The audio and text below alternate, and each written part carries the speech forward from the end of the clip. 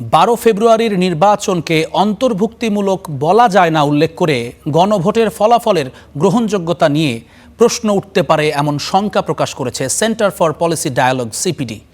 রাজনৈতিক দলগুলোর উচ্চাভিলাষী ইশতেহার বাস্তবায়নেও সংশয় দেখছে গবেষণার এই প্রতিষ্ঠানটি। সবুজ ও টেকসই অর্থনীতি নিয়ে একটি জরিপের প্রতিবেদন প্রকাশের অনুষ্ঠানে সিপিডি এসব কথা বলেছে।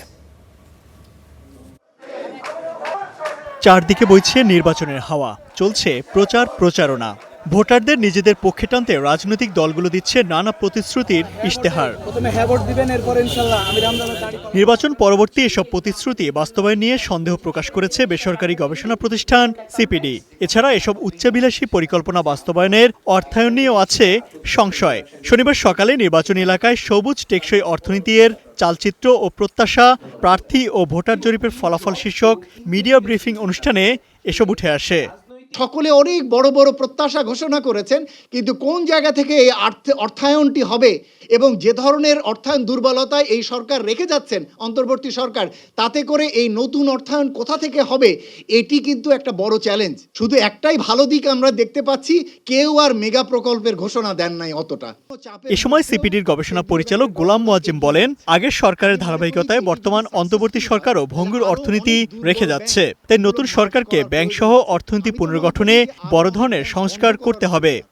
নতুন সরকারকে বরঞ্চ একটা অনুরোধ করব, ভঙ্গুর অর্থনীতিতে যদি আর না যেতে হয়, তাহলে অন্তত তারা যাতে আর নতুন কোনো ব্যাংক না দেন, তারা যাতে নতুন কোনো পাওয়ার প্ল্যান্ট, ফসিল ফুয়েল পাওয়ার প্ল্যান্টের দিকে তারা যাতে আর না যান। এই দুই আগামী নির্বাচন অন্তর্ভুক্তিমূলক নয় উল্লেখ করে সিপিডির এই গবেষক বলেন, ভোটারদের একটি বড় অংশ তাদের পছন্দের প্রার্থীদের নির্বাচন করতে ব্যর্থ হবে। যদিও আমরা ভেবেছিলাম যে নির্বাচনে অনেকগুলো দল অংশ নেবেন, কিন্তু প্রকারান্তরে এখন একটা দ্বিদলীয় নির্বাচন হতে যাচ্ছে।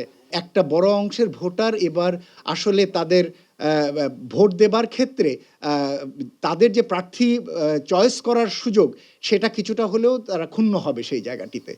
সিপিডির জরিপে উঠে আসে, পরিবেশ রক্ষায় প্রার্থীদের তুলনায় ভোটারদের সচেতনতা কম। পাশাপাশি 70% ভোটার মনে করে নির্বাচনের পর প্রার্থীরা তাদের ওয়াদা পূরণ করবে। আবার কেউ কেউ আসলে চাপের কাছে নতি স্বীকার করে। Imtiaz Ahmed, star news, Dhaka.